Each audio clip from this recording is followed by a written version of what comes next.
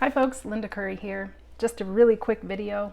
I make my own almond milk and I love it. If you don't make your own, you should. It's so delicious. But I hate wasting all of that almond pulp. So I freeze it until I have enough to make crackers. I dehydrate the almond pulp to make crackers and they're delicious. So what I have here is almond pulp with some shredded carrot and zucchini. I'm going to throw that in the food processor with some olive oil, some flax, some Italian seasonings, garlic, sea salt. And then what I'm going to do is put this onto dehydrator sheets like so.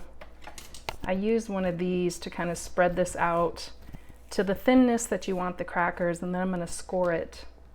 I'll dehydrate it for maybe 4 hours, flip this over, and I will actually take it off of this sheet and put it right on this tray itself when it's halfway done, and then it will dry thoroughly, and they're really delicious, and it's a great way to not have to waste that almond pulp. So I hope you enjoyed as much as I do.